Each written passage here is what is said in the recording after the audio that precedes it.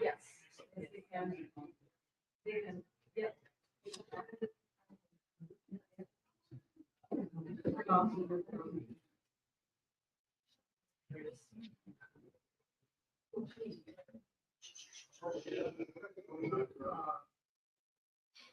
Yeah.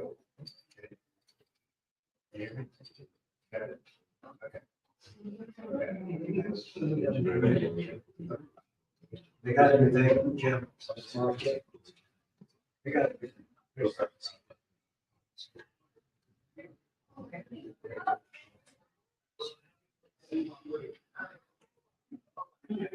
Yeah.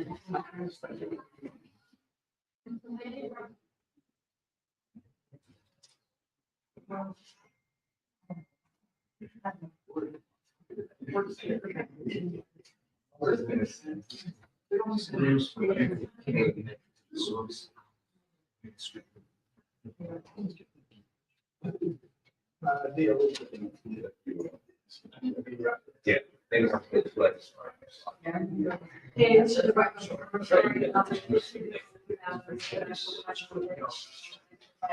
Yes.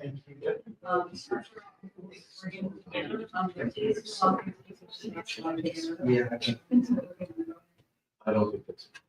You know, I don't think we should do it privately. We won't be doing this.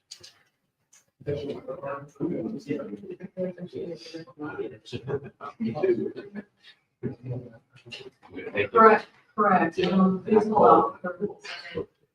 So.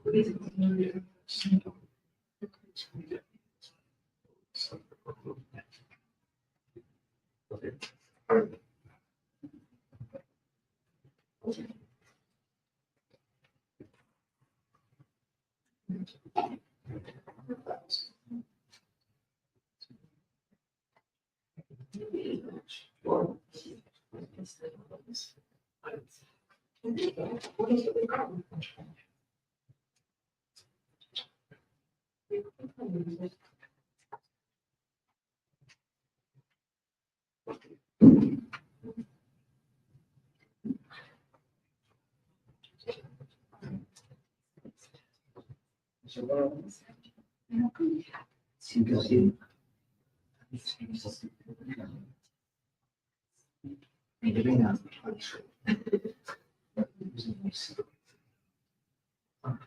Yes, please hold up.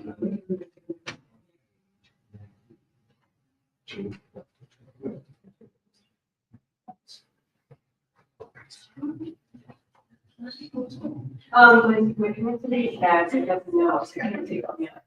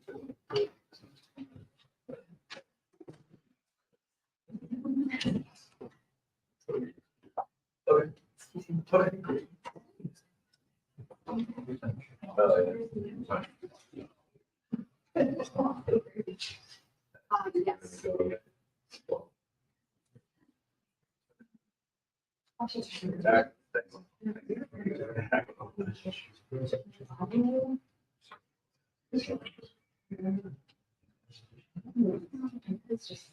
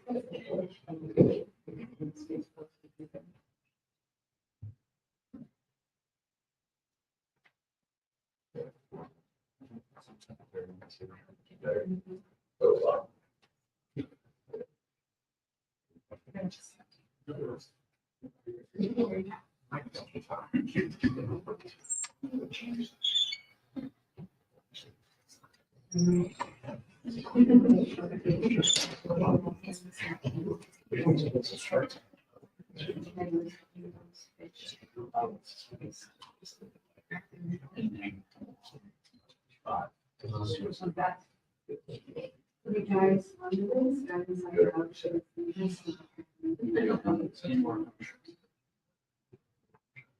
That's great.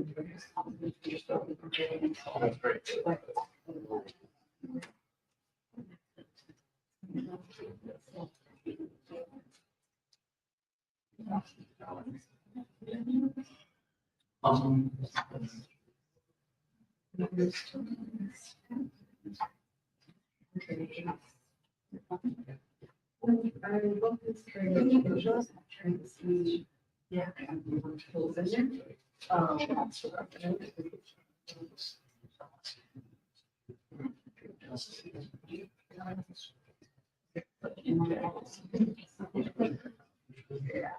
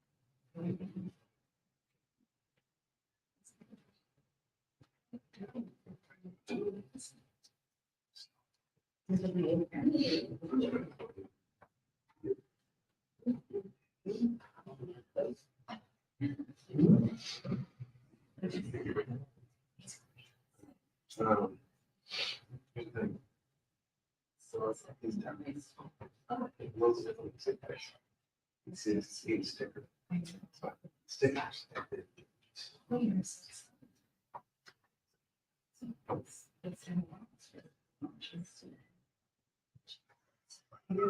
Big t-shirt. Yeah. One second. Stickers.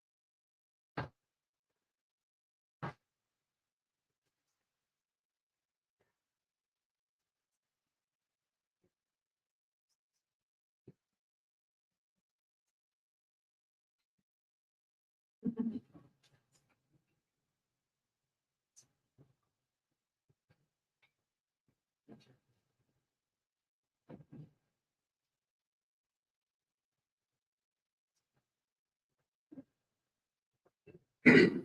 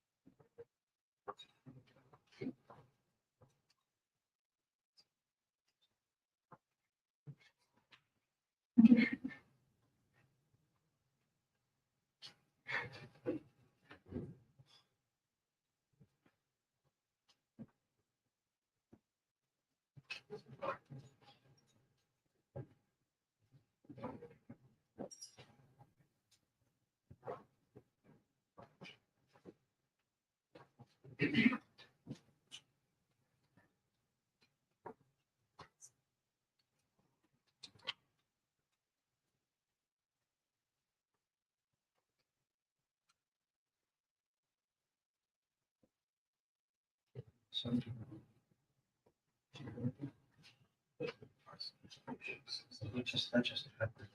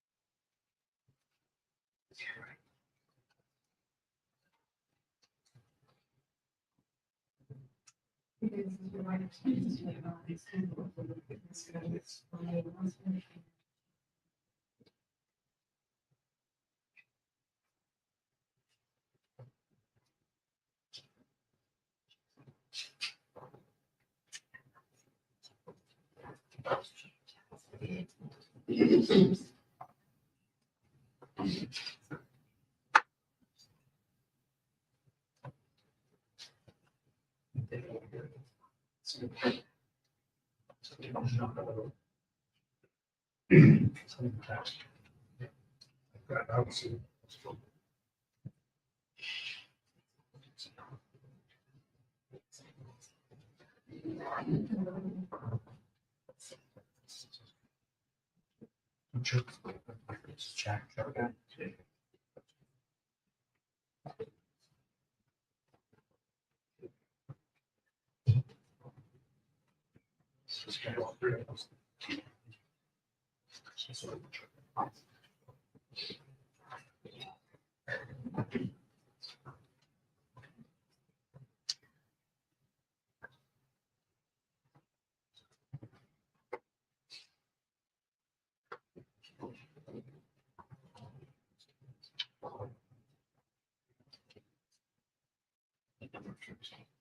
Straight to dimensions. You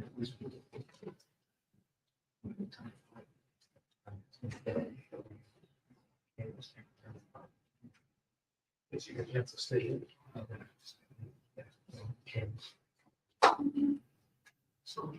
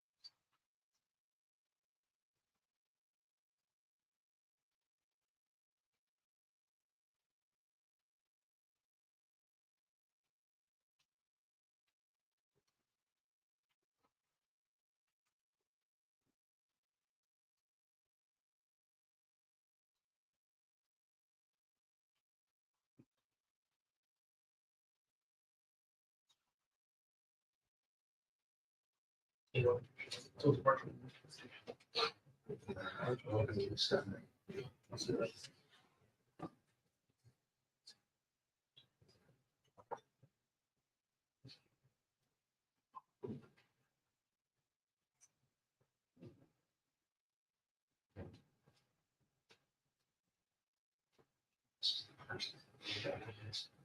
A decade.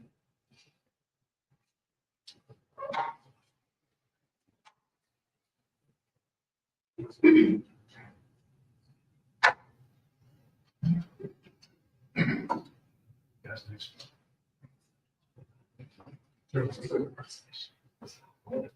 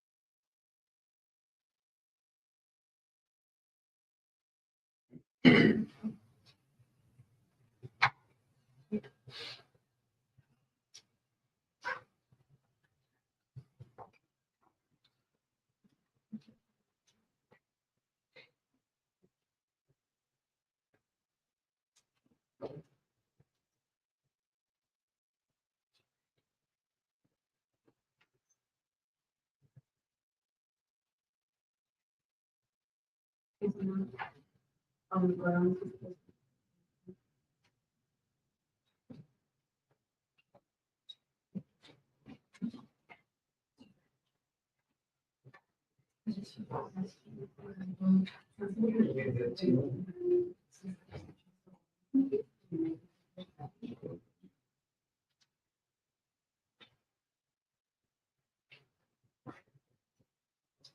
Oh, thank you. Oh, thank you so much.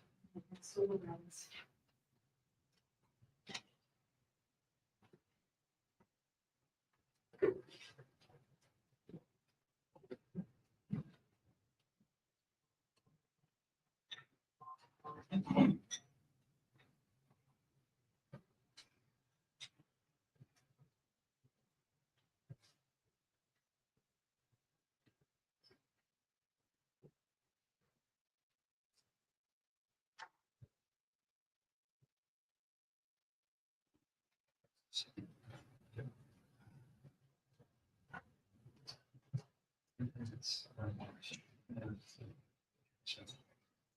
Still being here. Did enough. Yeah.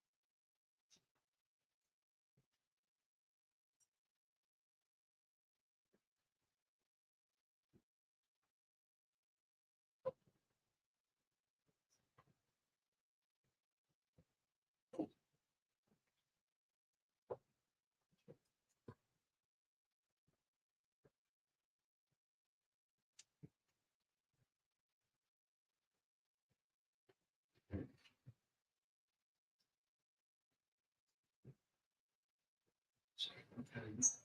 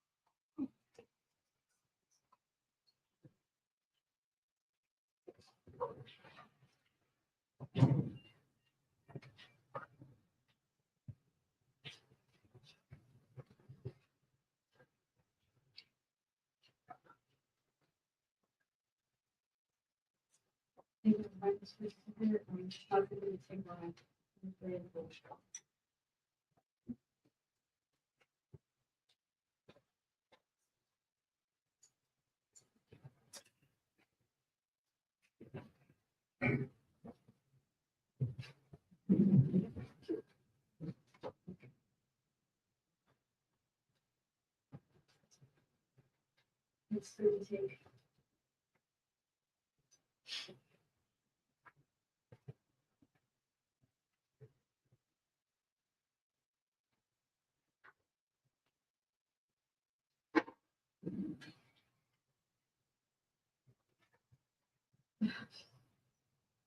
Yes.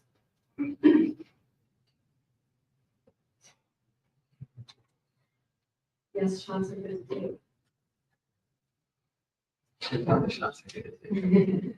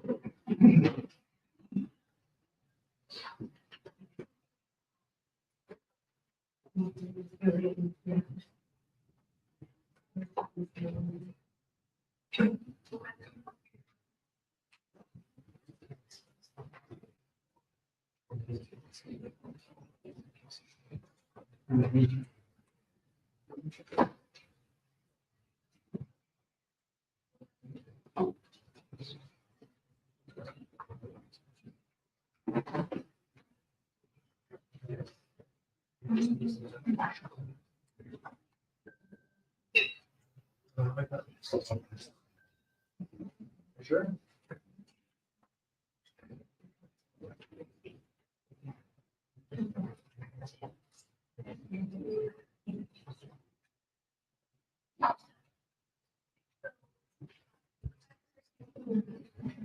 Two-minute warning. 2-minute warning.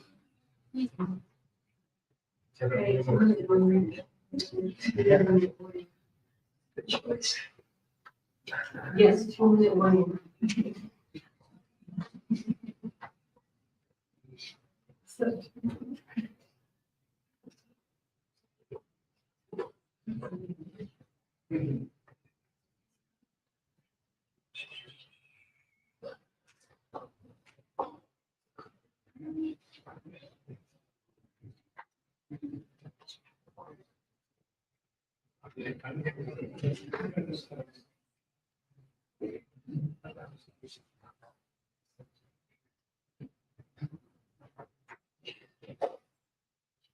Yeah.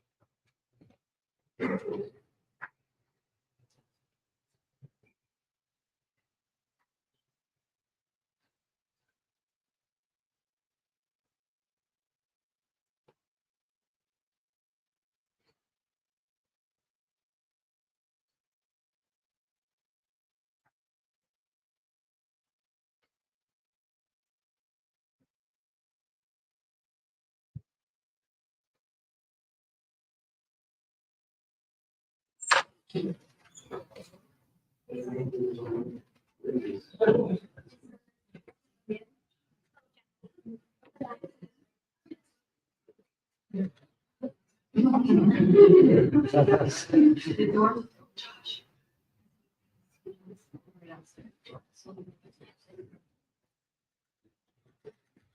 everyone. Thank you very much. So I've been waiting for this meeting for 20 years, actually. And it's not that everything's 100% understood or known, but I think we've made a lot of strides. Wish it was done a long time ago.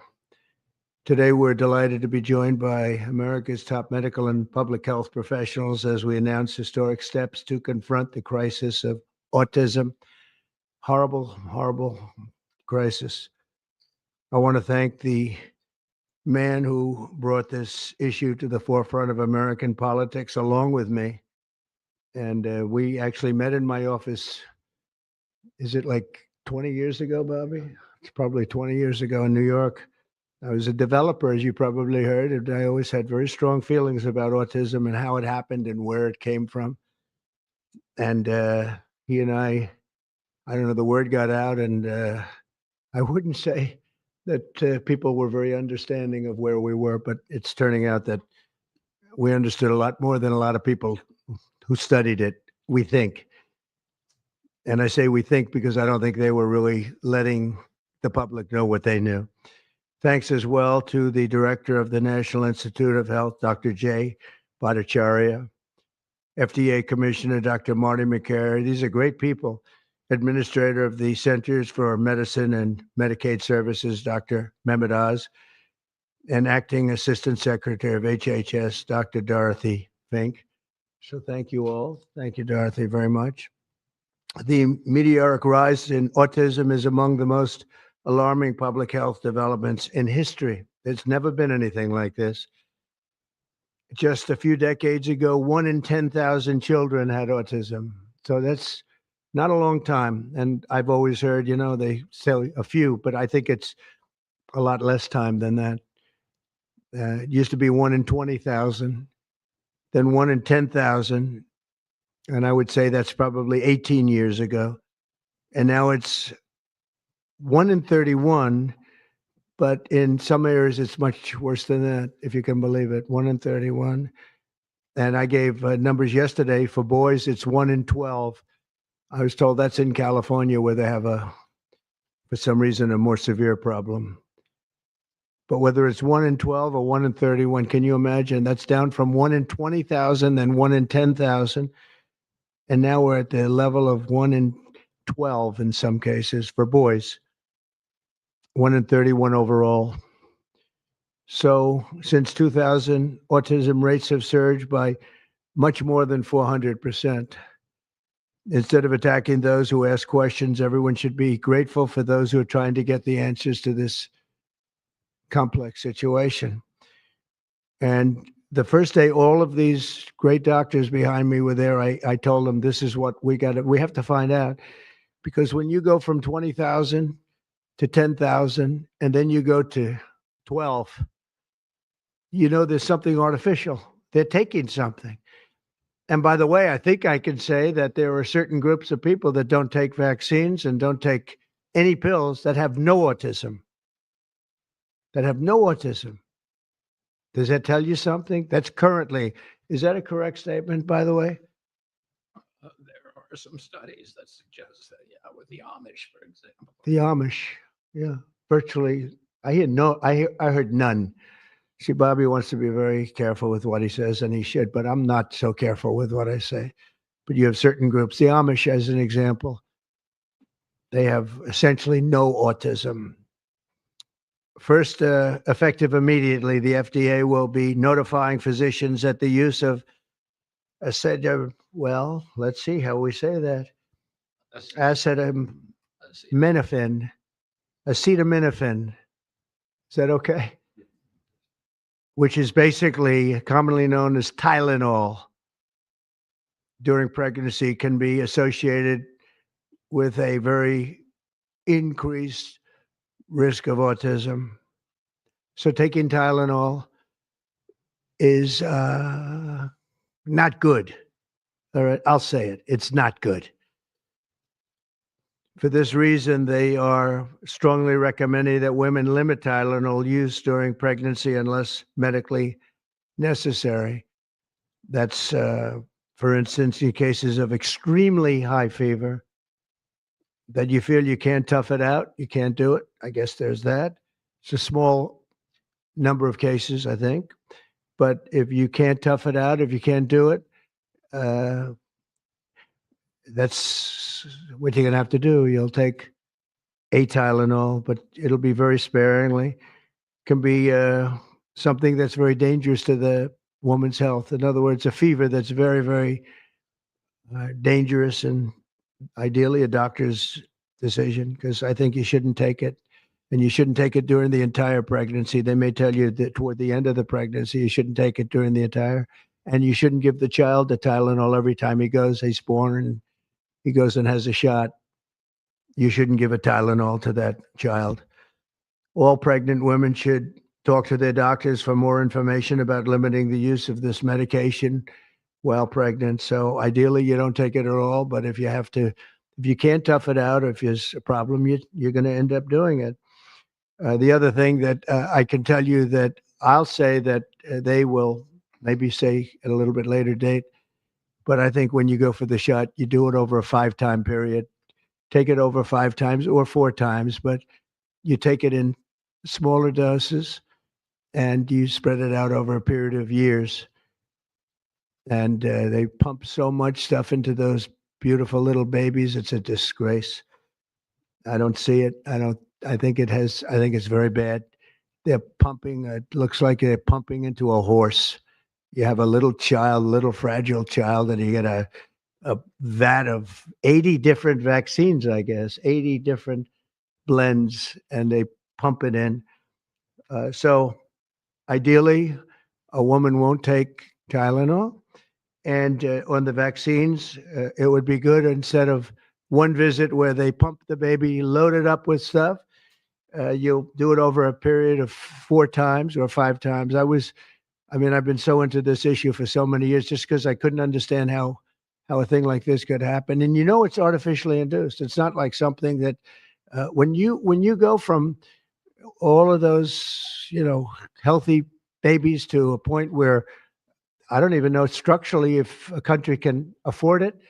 And that's the least of the problems. To have families destroyed over this is just so terrible. I also, and we've already done this, we want no mercury in the vaccine. We want no aluminum in the vaccine.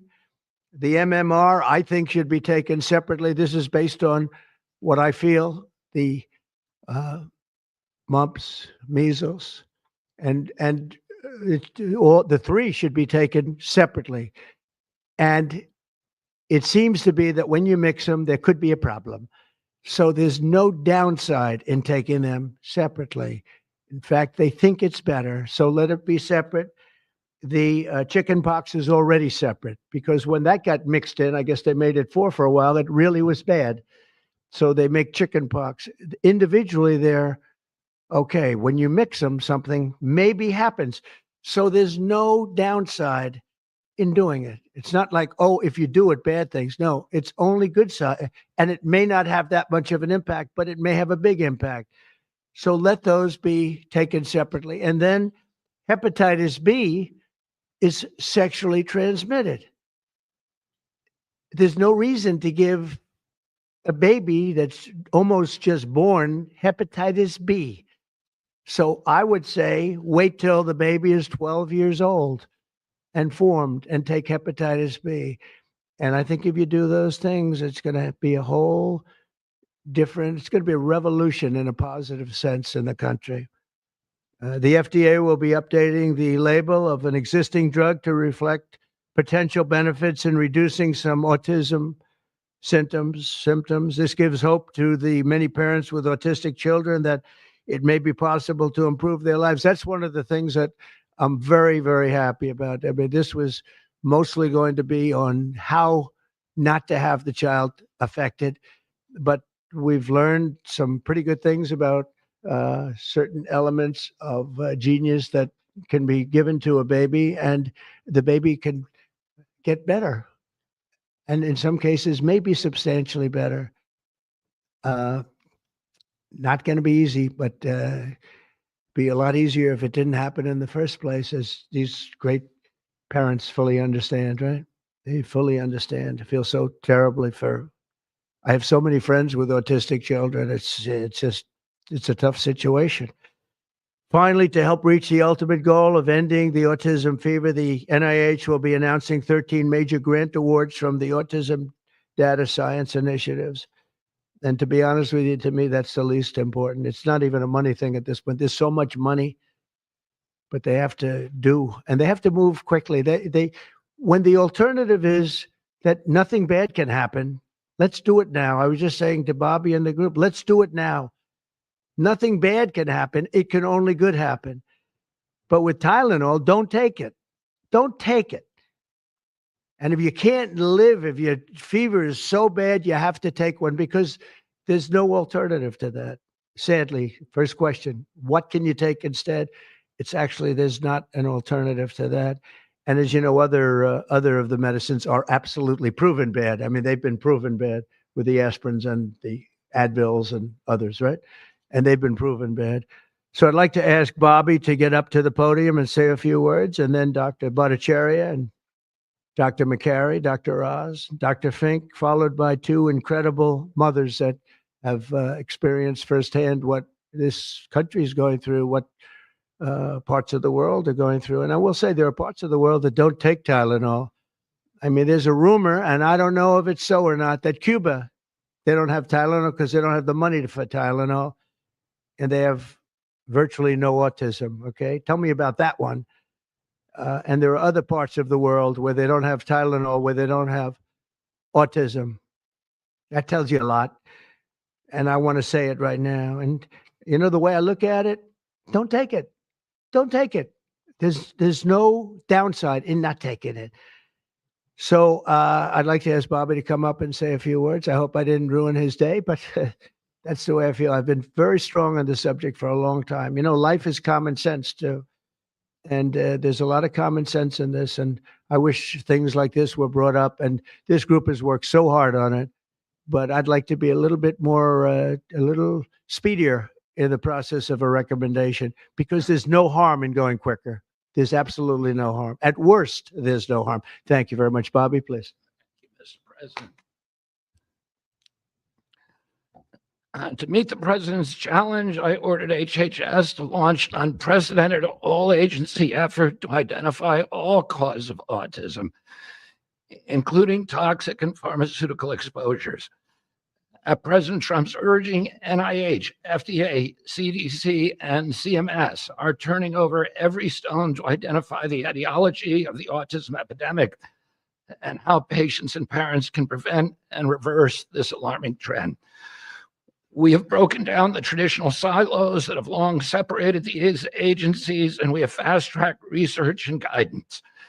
Historically, NIH has focused almost solely on politically safe and entirely fruitless research about the genetic drivers of autism. And that would be like studying the genetic drivers of lung cancer without looking at cigarettes. And that's what NIH has been doing for 20 years.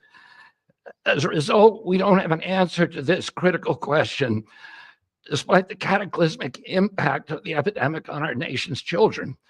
We are now replacing the institutional culture of politicized science and corruption with evidence-based medicine. NIH research teams are currently testing multiple hypotheses with no area off limits. We promise transparency as we uncover the potential causes and treatments, and we will notify the public regularly of our progress. Today, we are announcing two important findings from our autism work that are vital for parents to know as they make these decisions. First, HHS will act on acetaminophen. The FDA is responding to clinical and laboratory studies that suggest a potential association between acetaminophen use during pregnancy and adverse neurodevelopmental outcomes, including later diagnosis for ADHD and autism. Scientists have proposed biological mechanisms linking prenatal acetaminophen exposure to altered brain development. We have also evaluated the contrary studies that show no association. Today, the FDA will issue a physician's notice about the risk of acetaminophen during pregnancy and begin the process to initiate a safety label change. HHS will launch a nationwide public service campaign to inform families and protect public health. FDA also recognized that acetaminophen is often the only tool for fevers and pain in pregnancy, as other alternatives have well-documented adverse effects. HHS wants, therefore, to encourage clinicians to exercise their best judgment in the use of acetaminophen for fevers and pain in pregnancy by prescribing the lowest effective dose for the shortest necessary duration and only when treatment is required. Furthermore, thanks to the politicization of science, the safety of acetaminophen against the risk of neurodevelopmental disorders in young children has never been validated. Prudent medicine, therefore, suggests caution in acetaminophen use by young children, especially since strong evidence also has associated it with liver toxicity. Some studies have also found the use of acetaminophen in children can potentially prolong viral illnesses. FDA will drive new research to safeguard mothers, children, and families. In addition to a possible acetaminophen connection to autism for pregnant women, infants, and toddlers, our research has revealed that folate deficiency in a child's brain can lead to autism. We have also identified an exciting therapy that may benefit large numbers of children who suffer from autism. Peer-reviewed literature has documented that up to 60% of folate-deficient children with ASD can have improved verbal communications if given leucovorin. I have instructed NIH, FDA, and CMS to help doctors treat children appropriately. Jay will help tell that story, which started with sound science, the kind that restores faith in government. This announcement also represents a historic collaboration between NIH, FDA, CDC, and CMS. We expect this to be the first of many announcements over the coming years that deliver actionable information to parents on underlying cause of autism and the potential paths for prevention and reversal. Finally, autism is a complex disorder with multifactorial etiology. We are continuing to investigate a multiplicity of potential causes with no areas of taboo. One area that we are closely examining, as the president mentioned, is vaccines. Some 40 to 70% of mothers who have children with autism believe that their child was injured by a vaccine. President Trump believes that we should be listening to these mothers instead of gaslighting and marginalizing them like prior administrations.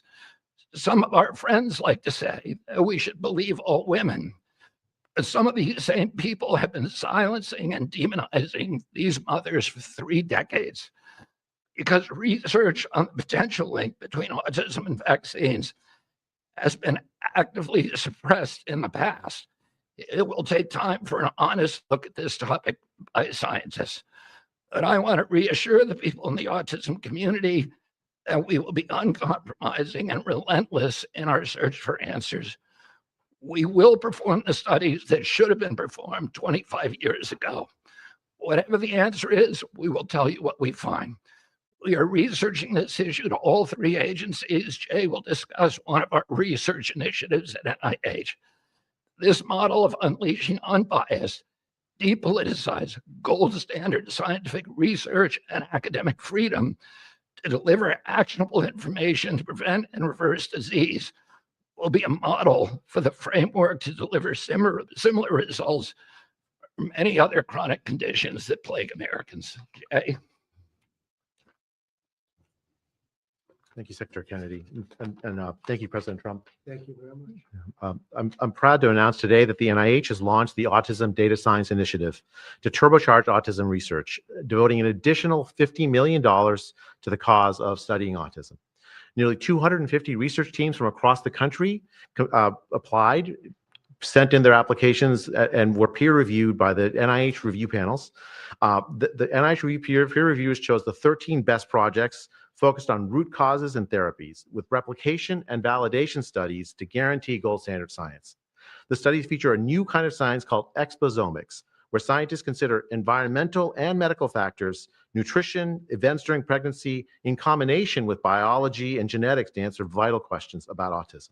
Science like this, conducted in partnership with families and physicians, is the best way to arrest and reverse the autism epidemic.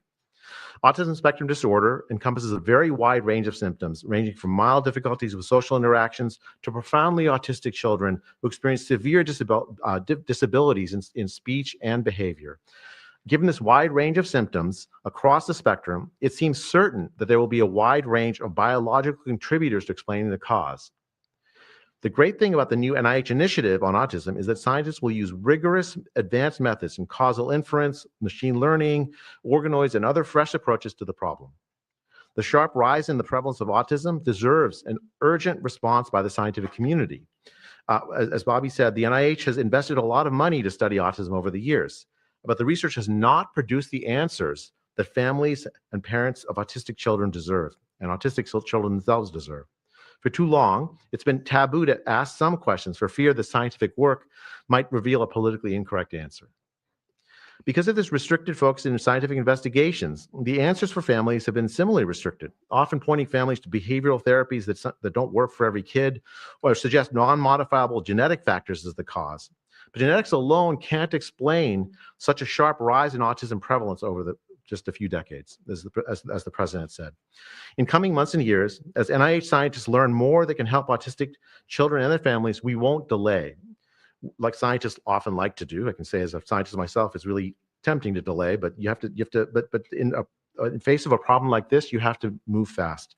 But we will not delay before telling American people about what we find, and we will win the public trust with transparency and rigor. Already, our broadened focus on autism research has pointed to 2 items that will help families prevent and treat some cases of autism. I'll leave the good news on these 2 items to my close friends and colleagues, Dr. McCary and Dr. Oz. We've been working together closely on this problem for the past 6 months, and our cooperation represents an unprecedented collaboration with Secretary Kennedy's Department of Health and Human Services and with President Trump. I'm delighted to introduce Dr. Marty McCary, Commissioner of the Food and Drug Administration, who will tell you about these announcements of practical help for families with autism. Great, thank you, Dr. Bhattacharya. Mr. President, this is the start of a historic shift in medical culture. This administration is working together to ask big questions about why our nation's children are getting sick so fast. Too often, medicine is doing small little studies, giving us answers we already knew. But we've got to make a difference. You've given us a charge to identify root causes, and we are not going to stop so that we can end the suffering we are watching. And if you've seen a kid with autism, with severe autism, it's hard to watch. Kids get frustrated, they get angry, they can be crying because they want to speak and they can't speak. It's hard to watch, and it may be entirely preventable. For an epidemiologist, that child is an expanding statistic, but for a child, it can be brutal to have autism. Today, the FDA is taking action to update the label on acetaminophen and sending a letter to all U.S. doctors letting them know about the risks in pregnancy. We now have data we cannot ignore. There's a very large study, the Boston Birth Cohort, with researchers that have from Johns Hopkins, my former institution, and Boston University, found quote unquote consistent associations between acetaminophen in pregnancy and autism. And the Nurses' Health Study with researchers from Yale, Columbia, and Harvard looking at 9,000 kids found that acetaminophen use in pregnancy was associated with neurodevelopmental disorders. And 4 weeks ago, a Mount Sinai Harvard study reviewed all the existing literature and found the overwhelming body of evidence points to an association. Sure, you'll be able to find a study to the contrary. That's how science works. But to quote the dean of the Harvard School of Public Health, there is a causal relationship between prenatal acetaminophen use and neurodevelopmental disorders of ADHD and autism spectrum disorder. We cannot wait any longer. And honestly, there's been this perfunctory, reactionary, mindless practice in medicine. I learned it in medical school and residency. Just treat all fevers, low-grade fevers, treat them with acetaminophen. Why? What are we doing? A study out of Hopkins actually showed that treating a fever can prolong the duration of illness in a young kid. Maybe that's because a fever is a body's natural way of ridding an infection. When my wife was pregnant and delivered our son a few months ago, they pushed her to take acetaminophen for a low-grade fever. She said no, and then they looked to me and I said, absolutely no. I'm also here to announce good news. Today, the FDA is filing a Federal Register notice to change the label on an exciting treatment called prescription leucovorin so that it can be available to children with autism. You know, autism may also be due to an autoimmune reaction to a folate receptor on the brain, not allowing that important vitamin to get into the brain cells. It's a fairly established, mature pathway. Again, we have a duty to let doctors and the public know we are going to change the label to make it available. Hundreds of thousands of kids, in my opinion, will benefit. One study found that with kids with autism and chronic folate deficiency, 2/3 of kids with autism symptoms had improvement, and some marked improvement. Mr. President, you told us to do what's medically right, to go bold, and not worry about the corporations and the lobbyists. So that's what we're here doing today. Thank you, Mr. President. Thanks, Marty. I think you all appreciate the passion in the president's voice. We've been hearing that since the inauguration. In fact, even before the inauguration, the president was upset about what he spoke to today. And so together with Secretary Kennedy, who's made it his life's work to address some of these challenges with autism, they challenged us. In fact, they were harsher than that. They wanted no silos to break down what the NIH would do, what the FDA would do, what CMS would do. They insisted that the physician leaders bust through the clutter because their agencies had the power. If we didn't do what every other prior administration had done, which is to let people function within their siloed environments. Because of that, in historic fashion and a very accelerated manner, we have a response today to the autism crisis. It is the first of several chapters, but this is breaking news. You've heard some of it. The response to the autism crisis is going to continue to come to you under Secretary Kennedy's leadership, and the president wouldn't have it any other way, as you've heard. The FDA, based on NIH research, is approving prescription leucovorin for treatment of autistic children. Now, if you're following the script, there should be two questions that you have, two questions that should come to your mind. The first is, how will patients and parents get access to the treatment? I'll tell you how. Over half of American children are covered by Medicaid and CHIP, government health insurance, over half. Therefore, because they're covered in Medicaid and CHIP, upon this label change by Marty, state Medicaid programs in partnership with CMS will cover prescription leucovorin around the country. It's yours, but you have to go to a doctor to get a prescription because they know your child, they know you, and they know the medication. States will also have tools to monitor its use and ensure appropriate utilization. That's important for a bunch of reasons because we want the right kids getting the right prescription medications. We believe private insurance companies will rapidly follow our lead if they have not already done so. And again, to make sure that this is safe and effective treatment, you need a physician to prescribe the medication because it's on prescription. Second big question. How are we going to collect clinical data to answer the big questions that the president is asking and the secretary insists that we offer? CMS is also issuing guidance to convene states and existing research networks to support NIH and FDA in their research efforts of prescription leucovorin, while also maintaining the privacy of all patients, all health information of our beneficiaries. Collecting real-world data, which is what many of you have been asking us to do in the community, is fast, it is life-saving, and we'll get answers based on what happens over the next few months with this approach. The aggressive approach, and it is aggressive, demanded by the president and by the secretary, have already identified risk factors and opened the door for the first FDA-recognized treatment pathway for autism. It is the first of its kind, and it wouldn't have happened without the leadership of the president and the secretary. The fivefold increased prevalence of autism over the past 25 years demands a rapid response. The average clinician, researcher, we spoke to many, thought it would take 5 years to get this data. Parents are unwilling to wait 5 years. The president is unwilling to wait 5 years for these results.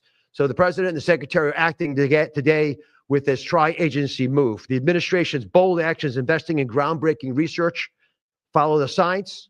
They restore trust, which has been lacking, and they will change the trajectory for millions of American families. Mr. President, God bless you for being brave. So let me introduce Dr. Fink, who's acting administrator. And after Dr. Fink, we've got some wonderful women, Jackie and Amanda. I know it's going to be tough, but if you can make some comments about this historic day, God bless you. Thank you, Mr. President, for this opportunity to speak with all of you today. As a pediatrician and mom, I'm here today to talk about what this announcement means for the millions of moms and dads who are faced with the choice of whether to take acetaminophen during pregnancy. It's hard to hear information that challenges the status quo.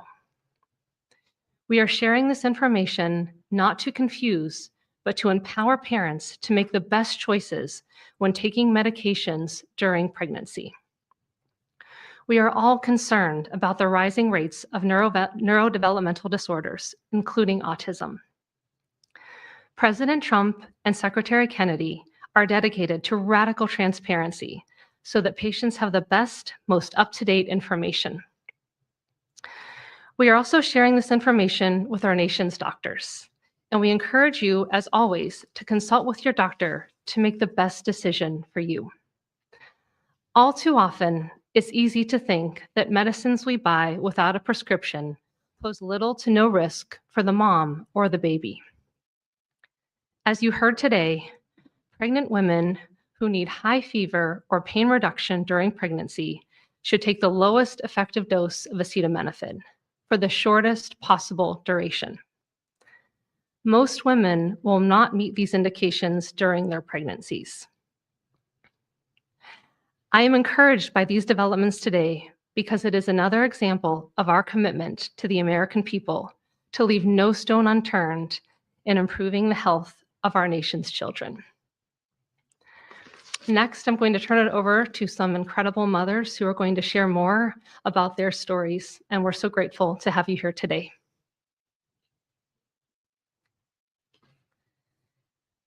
Thank you. Thank you, Mr. President and team, for all your work. This is an historic day, and I'm thankful to be here. I have a son who's 5, who is profoundly autistic, and you've probably heard if you've met one autistic child, you've met one autistic child. It's a spectrum, which I don't think the spectrum is helpful, but that's another conversation. He is an amazing little boy, a blessing from God. He's marvelous. He can count to 1,000. He knows all of his letters and the sounds they make and a word for each one. But he also has a lot of obstacles. He is nonverbal. He can say those numbers and letters, but there's no communication. Unless you've lived with profound autism, you have no idea. You have no idea. He, like you said, he will get frustrated because he can't speak. It's not even that he can't speak. Sometimes he just doesn't understand what I'm saying. He understands the word no, but he doesn't understand the why behind the no. And that's a huge part of discipline. That's the discipline. So it's very hard to discipline a child with autism so you have these behaviors. And it's a very hopeless feeling. It's very isolating being a parent with a profound autistic child. Even just taking them over to your friend's house is something we just don't do because, again, they're going to be met with no, no, no, and no understanding of why. And then there's a meltdown. And then you're in a situation where you're just helpless and you're just trying to protect your kid.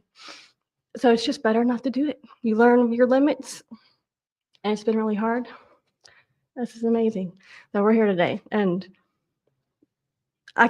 no one has been able to point to anything to say this is what caused it.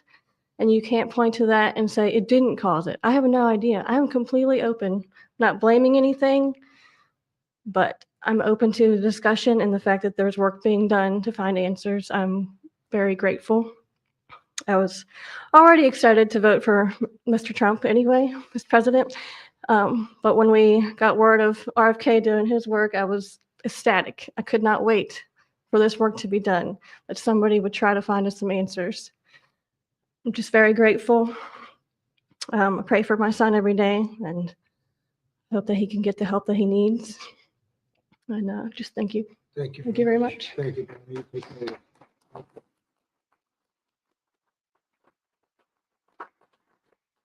Hi, my name is Jackie. I'm also extremely grateful for the opportunity to be here and share my son's story.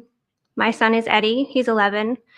He's on the opposite end of the spectrum from what Amanda just explained. He's considered high functioning. He was not always high functioning. He was nonverbal till the age 4. We've had quite a hard time to get to the place where we are today.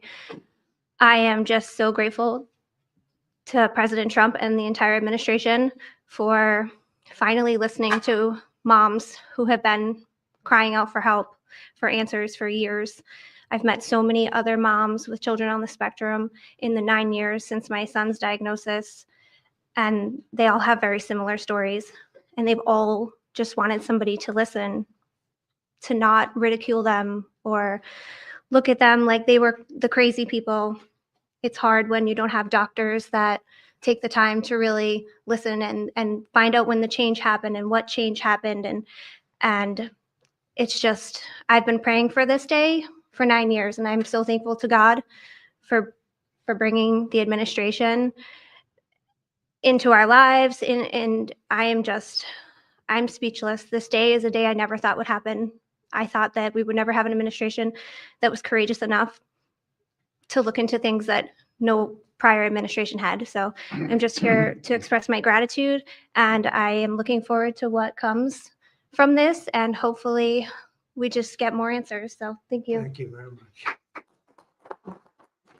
much. So I just want to say acetaminophen is basically Tylenol, essentially, because I noticed that term is used throughout this conference. So it's essentially Tylenol. And I just recommend strongly that you don't use Tylenol unless it's absolutely necessary.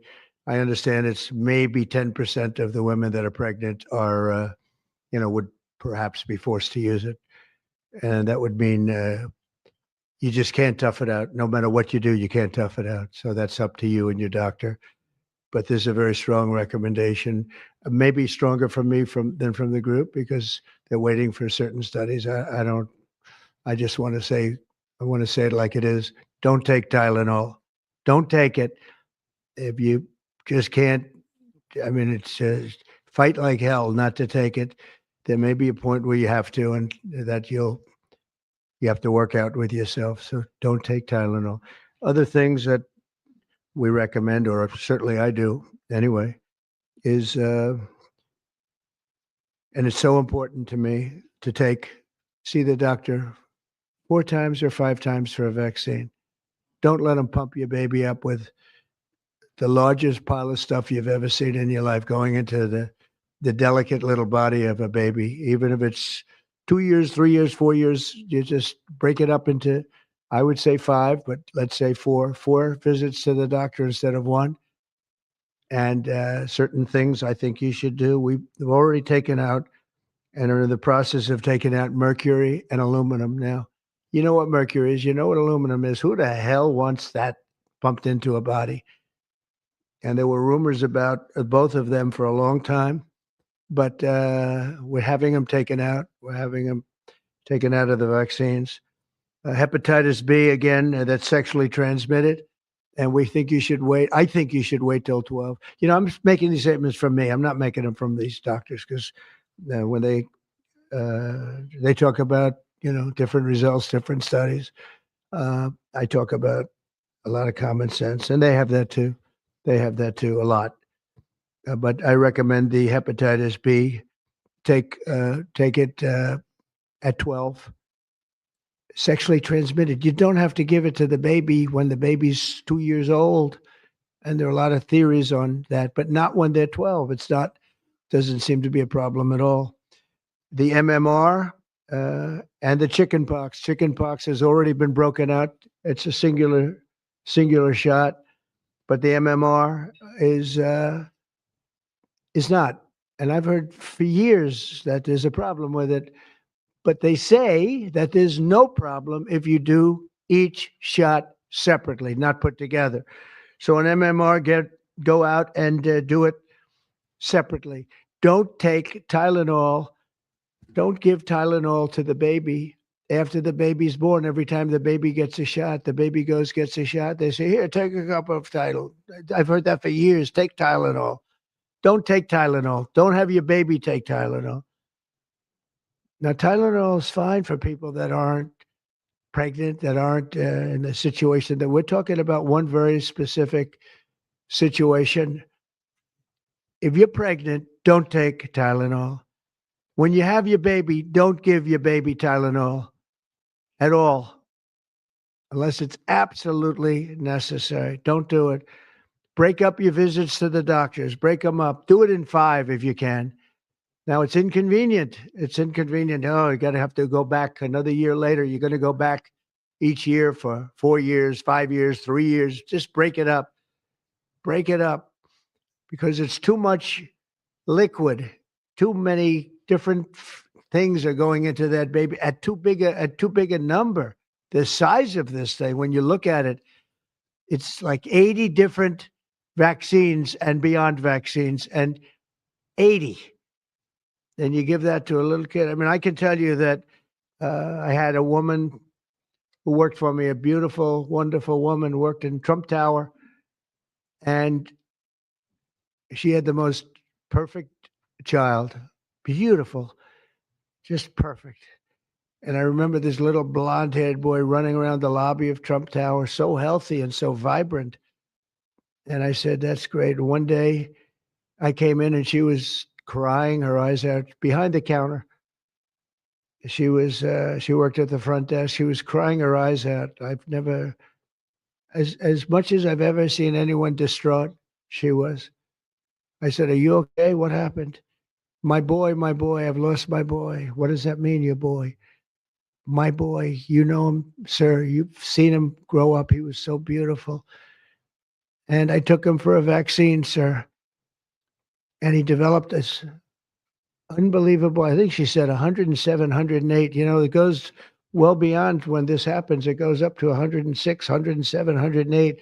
You know, we hear 105 and you're in trouble, but it just goes up to a level that you never hear about, but it goes up very high. And it's fried. They get fried. She said, I took him, he developed an unbelievable temperature. And I've lost him, sir. He's gone. And then I saw the boy. It was so tragic to see. That was the following day.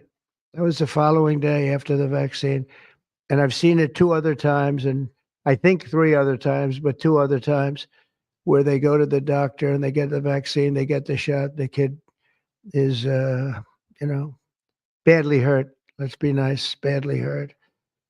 And just do it. Break it up into 5, break it up into 4, break it up into 3 if you have to, but go to the doctor 4 times instead of once, or 5 times instead of once.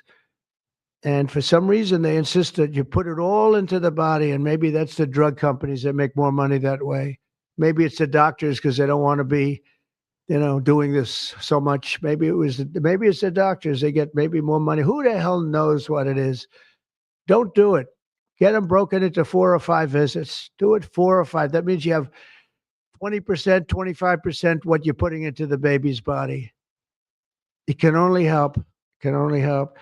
And the other things I told you about, just the word tough it out. It's easy for me to say tough it out, but sometimes in life with a lot of other things, you have to tough it out also. Don't take Tylenol. Don't give Tylenol to the baby. When the baby's born, they throw it at you. Here, give them a couple of Tylenol. They give them a shot. They give them a vaccine. And every time they give them a vaccine, they're throwing Tylenol. And some of these babies, they're They're long born and all of a sudden they're gone. And it doesn't hurt not to do it. It doesn't hurt. There's no downside. There's no downside at all. And break up MMR, break it up. It's practically a known fact that if you break it up, you're not going to have a problem. But for years, we've been hearing how bad MMR is as a combination. And I'm very happy that you broke out chickenpox because that was really a problem. And there are other things. It's interesting because there are other things, we were talking about it, other different drugs, pills that you take that we know are so bad and they don't take them anymore. But for some reason with this, they keep taking it. Don't take Tylenol. There's no downside. Don't take it. You'll be uncomfortable. It won't be as easy, maybe, but don't take it. If you're pregnant, don't take Tylenol. And don't give it to the baby after the baby is born. And you know what? We have more than 3 years left. And I told Bobby and the doctors behind me, and they are so committed to this. I told them that this is the number one thing I want to do from you. And, you know, we have something else called Favored Nations where I'm going to be reducing drug prices by 1,000%, by 900, 600, 500, 1,200.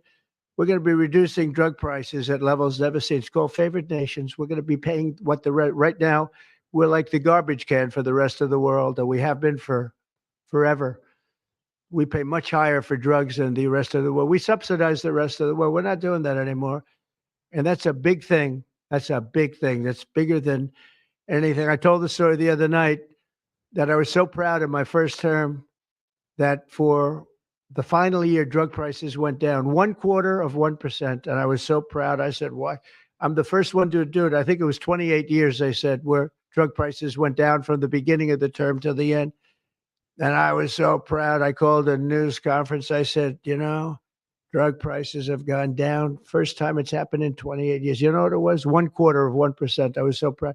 Now we're going to have them go down from $100 a pill to $9 a pill.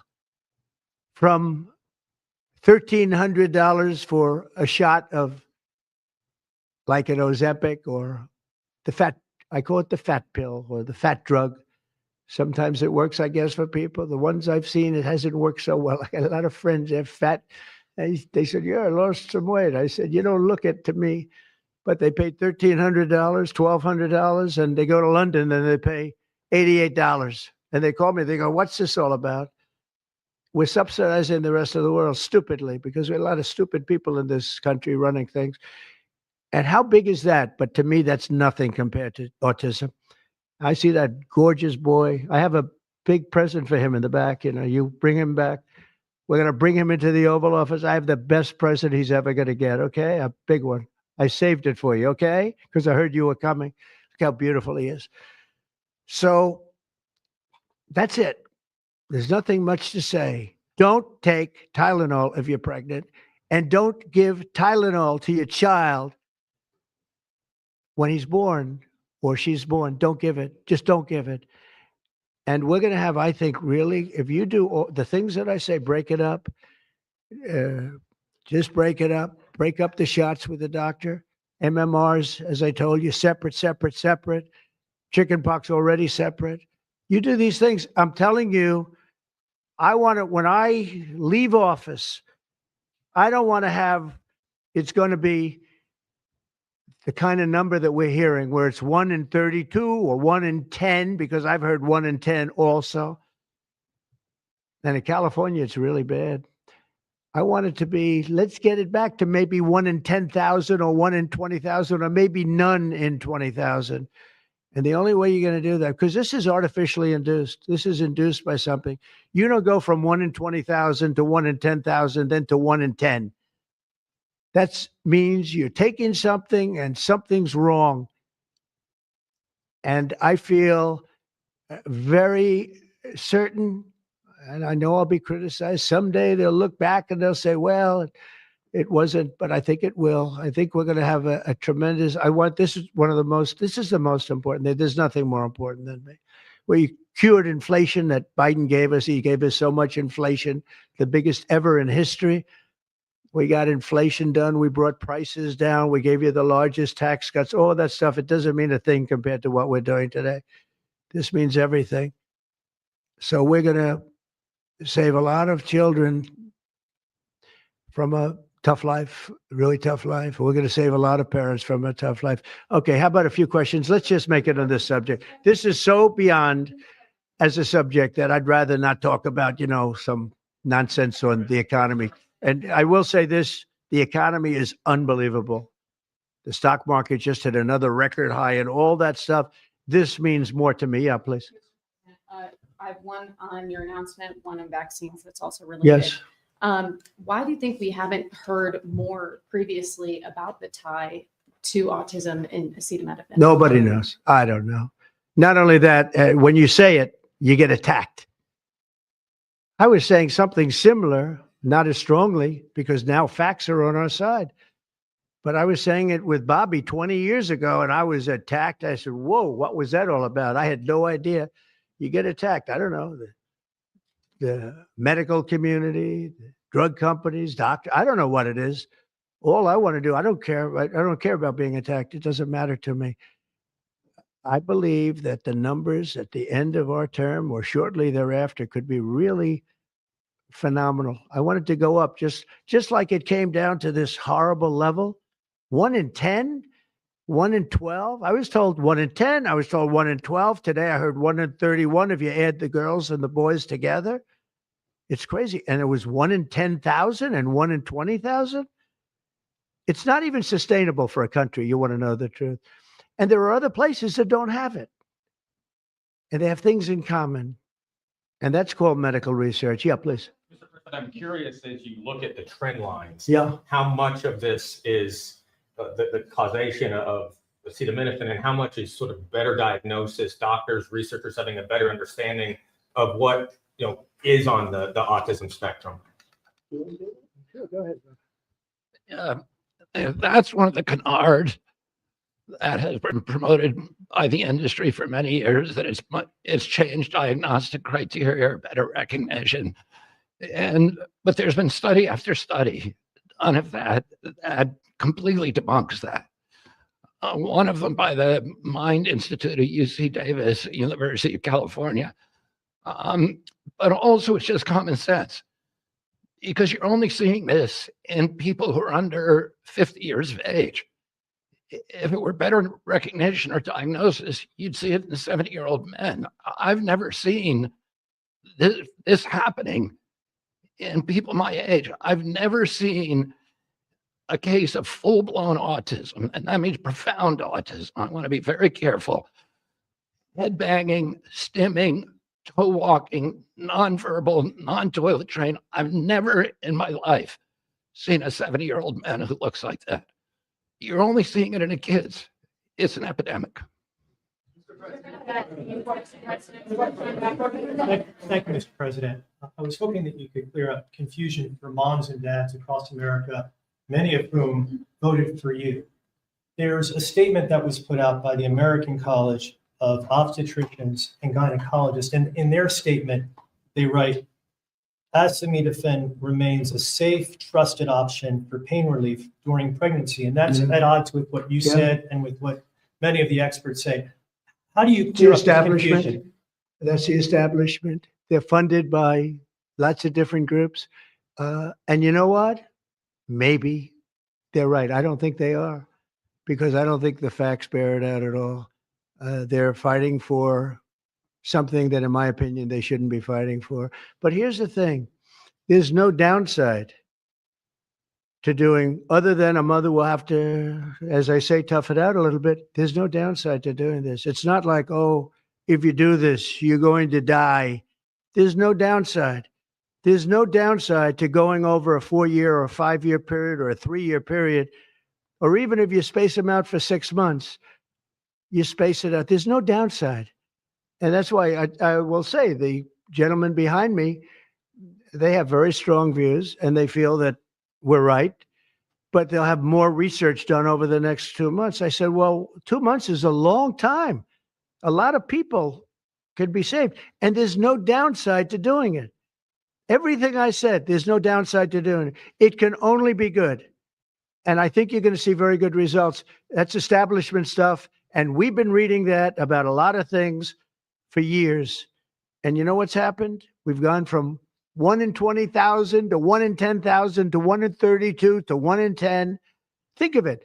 1 in 10 or 12 or 1 in 31. Think of it. 1 in 31 people, young kids, get autism. What is it, Jeff? My question is about leucovorin. You mentioned that as part of your plan. That is also a chemotherapy treatment. Have you been in touch with the drug companies to Why don't increase I have the production doctor about answer that? I'm going to throw in my follow-up at the same time. Dr. Oz mentioned that this will be available with CHIP, children who are on CHIP. But the big beautiful bill reduced funding for CHIP and Medicaid by $1 trillion over the next 10 years. Are you concerned that that will impact your ability to get this drug I'll out? explain it to you in a second, but please go ahead. Thank you. Leucovorin is not a chemotherapy, but it is a vitamin given with chemotherapy sometimes. And the idea here is that the folic acid receptor in the brain is blocked by some antibody response. It might be 20, 40, 50% of kids with autism. And leucovorin will bypass that blocked receptor. And that's why so many doctors are probably seeing so much clinical improvement on kids with leucovorin. So are you going to increase production? Yeah, we've been in touch with the companies, and they are prepared to ramp up production. And we actually talked to them about a month ago.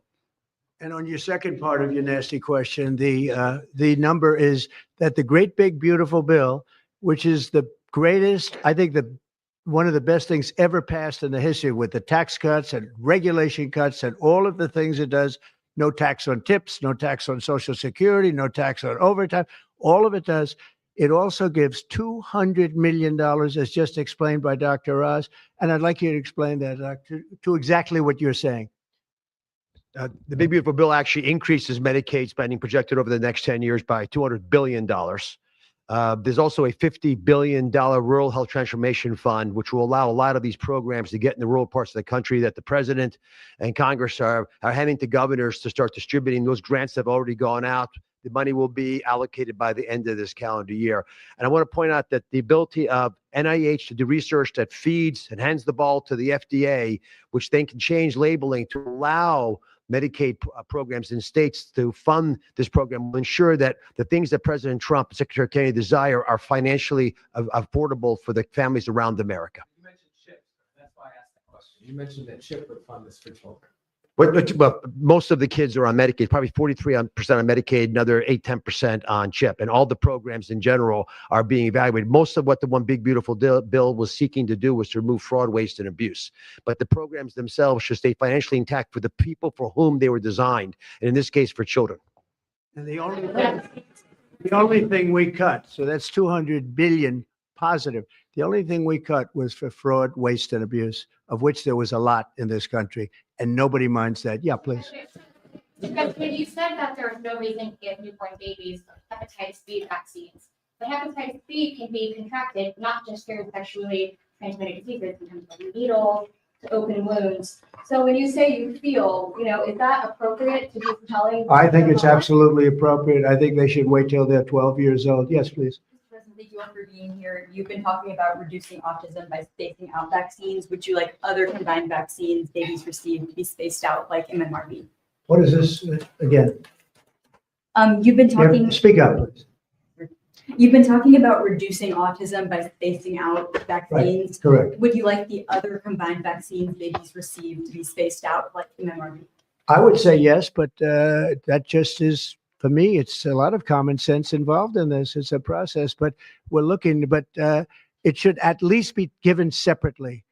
Now, it's possible that you can reduce them and give it, I'd give them in small doses, but it's possible maybe in that particular case, the MMR wouldn't work in small doses, but you can certainly give them as separate shots.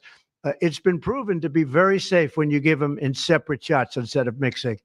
So I don't think there's any reason to do that. Do you agree with it? I'm not a doctor, but I'm giving my opinion. I don't think there's any reason to do that. So it's been proven to be safe when you break them up. But MMR by itself, I've heard bad things about it for many years. Yes, please. Is the spectrum too broad, in your opinion? For research purposes, you are dealing with a population of children who might have social boundary difficulties, and then you have children who are, going to grow up to be adults in diapers. we don't know how broad the spectrum is. We don't know exactly where it starts and where it ends, but we do know what we're going through. We're going through some very serious trouble, and we know autism. I mean, it could be bigger, it could be small, a little bit smaller, but the number is unacceptable. And the number, the way it's come down, because the spectrums remain the same, the number, the way it's come down is just unacceptable, meaning come down to that level of 1 in 10, 1 in 12, 1 in 31. Go ahead in the back. This question is more directed towards Secretary Kennedy. It was talked about that we're just kind of finding out about the fact that babies are affected this way. Is there a concern that information is being suppressed right now within HHS, and could an investigation perhaps be launched seeing any more? Well, I think information has been really not given out very freely over the years, absolutely. And I think that's by drug companies and maybe doctors, but I certainly think that over the years. I think this is a different group. We have a lot of information, and that information, I mean, it's the information that we have that we're making these statements, and I'm making them out front, and I'm making them loud, and I'm making them strongly not to take Tylenol, not to take it. Just don't take it unless it's absolutely necessary, and there's not too many cases where that will be the case. And again, what's the worst? The worst is nothing can happen. It's very positive. That's a positive thing. But I don't believe I don't actually believe that's possible. I think the results are going to be amazing. I want to see amazing results by the time I leave this beautiful building. And I will consider this, I believe, with the wars, I've stopped 7 different wars. I've saved millions of lives. I've done a lot of things. This will be as important as any single thing I've done, because I know ladies, beautiful ladies just like this that are going through the same thing, and it's not easy. And I admire you for being able to do it. But I admire him too. I wish I had a face that looked like that. If I looked like him, I would have been president a long time ago. Is widely used in other countries too. As you make this announcement, do you expect your decision may affect? I hope other they follow it. countries? Yeah, I hope they follow it. Yeah, other countries are, sell Tylenol. Some countries don't. I mean, I hear Cuba now. Again, you'll have to check this out. But I hear Cuba doesn't have it because it's very expensive, and they don't have the money to have it, or they don't want to spend the money to have it. They don't have Tylenol, and I hear they have essentially no autism. So you have to check it out. Yeah, Brian. Medical professionals have warned No, for I said, decades. no, not you. You're CNN. You're fake news. Go ahead, Brian. Thank you, Mr. President. I want to go back to the Amish community, if I can, just for a second. I recently saw a man from Minnesota, an Amish man from Minnesota, on a podcast, and the host asked him what the rates were for like ADHD and autism, and he had no idea about ADHD, didn't know that it existed, and certainly didn't know of any cases. What are they It doing? doesn't exist with the Amish community, and they don't take all of this junk. It doesn't exist. That tells you, doesn't that tell you? That's like, that's like certain countries where it doesn't exist and they don't take it. Would you like to make a comment about that one? The Amish population, a very mixed group. So there's a subset that take vaccines, a subset that does not. And we know they have very low rates of chronic disease all across the board. Please. Thank you, Mr. President. Should the establishment media show at least some openness to, trying to figure out what the cause of the virus? I wish they would, yeah. Why are they so close-minded? Well, they just, look, it's not only the media, in all fairness, it's some people. When you talk about vaccines, they go crazy. And, I'm a big supporter of vaccines. I got a certain vaccine approved in 9 months that would have taken from 5 to 12 years. I'm very proud of it. A lot of people think it was one of the greatest things I've done. And some people think, mostly Republicans, actually. I'll tell you, the Democrats think they think Operation Warp Speed was one of the greatest things any president has done, any president. It's, we're very proud of what happened. We got hit with something that came from a place that shouldn't have happened, but it did happen. Those things take place, and you're very unpleasantly surprised. But no, I'm a big believer in vaccines. The polio vaccine, big believer in vaccines. I know Bobby and you guys have it out a little bit, but he's a believer in vaccines too. But I've seen how great vaccines can be, how incredible they can be. So I'm a believer. Yeah. Sir. Yeah, please. Your comment made about MMR and hepatitis C, I know Right. that those were your suggestions. Have you spoken with Secretary Kennedy about actually making those changes? I have, yeah, I have. I've spoken to all the doctors about it, and doctors that are not here right now. I've spoken to many doctors about everything we're talking about. And the Tylenol has started to be spoken of over the last period of time, but we've been doing the research. A lot of what they've been speaking about comes from right here, by research done by these people. And I just say it again: don't take Tylenol. Don't take it. And don't give it to your child after your child is born. And do all those other things, little things, to spread out your visits, et cetera, on the vaccine. And I want to thank everybody. This is a very important day. Thank you very much.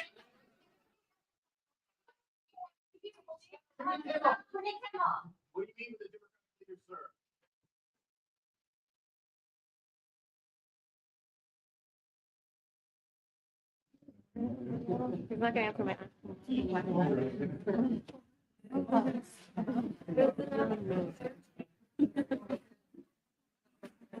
Awesome.